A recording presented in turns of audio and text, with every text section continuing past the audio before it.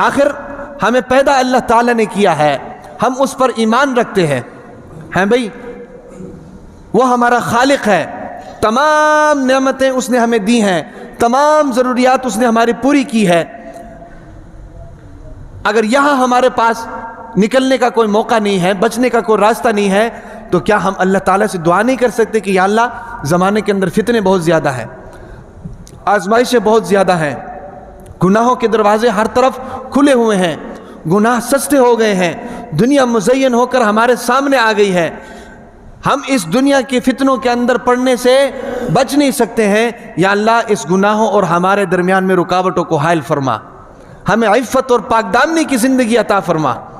تو یاد رکھیں کہ اللہ تعالیٰ عطا فرماتے ہیں، اللہ تعالیٰ عطا فرماتے ہیں، یہ دعا اللہ تعالیٰ ضرور قبول کرتے ہیں۔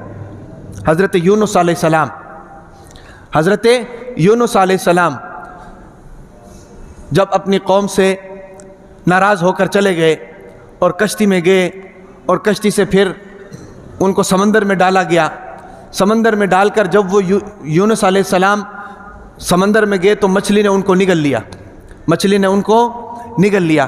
اب یونس علیہ السلام مچھلی کے پیٹ کے اندر ہے، یونس علیہ السلام مچھلی کے پیٹ کے اندر ہے۔ اب پیٹ کے اندر جا کر انہوں نے اللہ تعالیٰ سے دعا کی، کیونکہ ان سے ایک لغزش ہوئی تھی، اس لغزش کی وجہ سے اللہ تعالیٰ نے ان پر پکڑ فرمائی تھی، تو انہوں نے مچھلی کے پیٹ میں جا کر اللہ تعالیٰ سے دعا کی۔ دعا کیا کی؟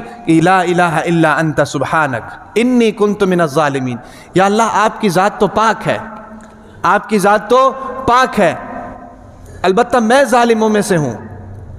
تو اللہ تعالیٰ نے 3 دن بعد حضرت یونس علیہ السلام کو مچھلی کے پیٹ سے باہر نکالا، اور جہاں قرآن مجید کے اندر یہ اس آیت کا ذکر ہے، اس آیت کو ذکر کرنے کے بعد اللہ تعالیٰ آگے فرماتے ہیں کہ کذالک ننجی المؤمنین، کہ ہم ایمان والوں کو اس طرح نجات دیتے ہیں، ہم ایمان والوں کو اس طرح نجات دیتے ہیں۔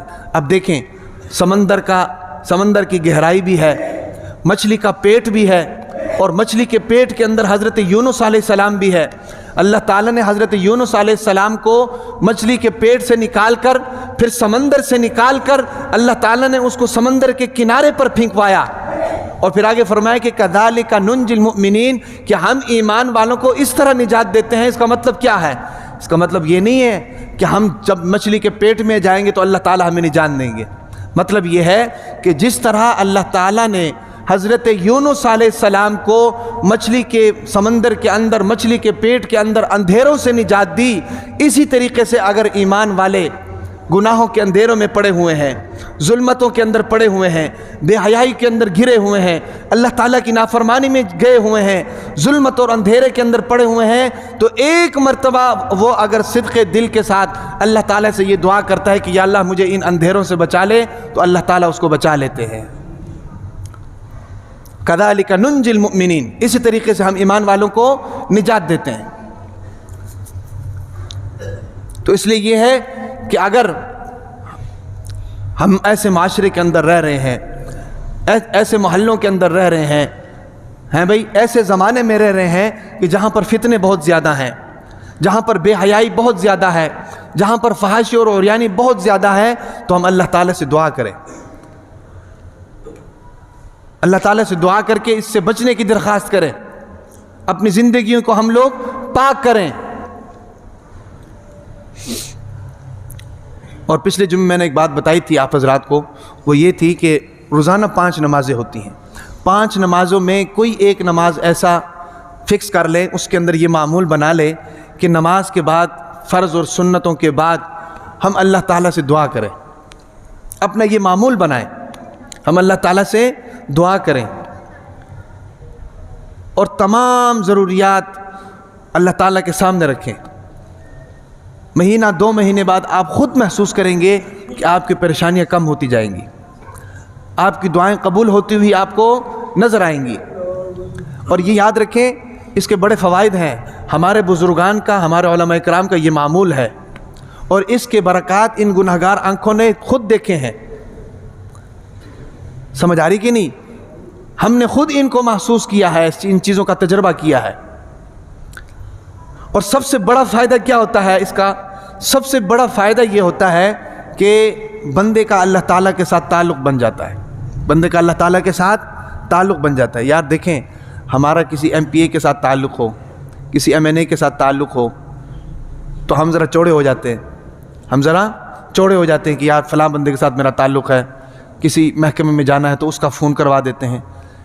لیکن جس کا تعلق ڈائریکٹلی اللہ تعالیٰ کے ساتھ ہو، اور اللہ تعالیٰ کے ساتھ تعلق بنانے کا طریقہ تو یہی ہے نا جی پھر، کہ ہم لوگ دعاؤں کا معمول کریں، نمازوں کو پورا پڑھیں، اس کے ساتھ دعاؤں کا معمول بنائیں، اللہ تعالیٰ کے ساتھ تعلق بن جاتا ہے۔ تو اس لیے یہ ایک اپنا معمول بنائیں۔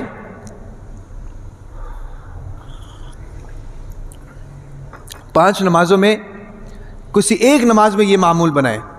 پہلی بات تو یہ ہے کہ ہم لوگ نمازوں میں ہی کمزور ہیں، تو دعاؤں کو کیا معمول بنائیں؟ نمازوں میں ہی ہماری کمزوریاں ہیں۔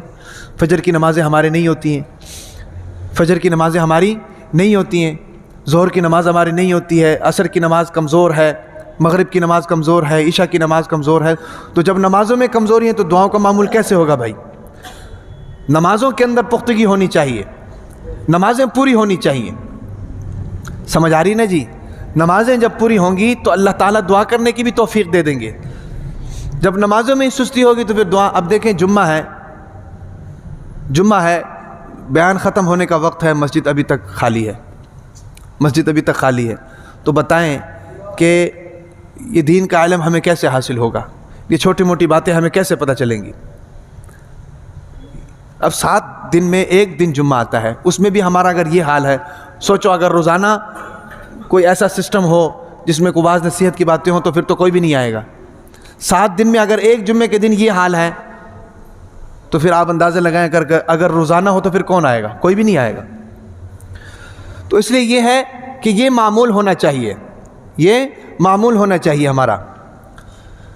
تو یہ بہانہ کرنا کہ بھئی گناہ بہت زیادہ ہوتے ہیں، ہر طرف گناہ ہی گناہ ہے تو ہم کیا کریں، یہ غلط بات ہے۔ اگر گناہ ہے تو پھر اللہ تعالیٰ کی ذات موجود ہے۔ اللہ کے نبی نے فرمایا کہ وَمَن يَسْتَعْفِفْ يُعِفَّهُ اللَّهُ، جو اللہ تعالیٰ سے پاک دامنی چاہتا ہے اللہ تعالیٰ اس کو پاک دامنی دے دیتے ہیں۔ وَمَن يَسْتَغْنِ يُغْنِهِ اللَّهُ، اور جو اللہ تعالیٰ سے غنا چاہتا ہے تو اللہ تعالیٰ اس کو غنا دے دیتے ہیں۔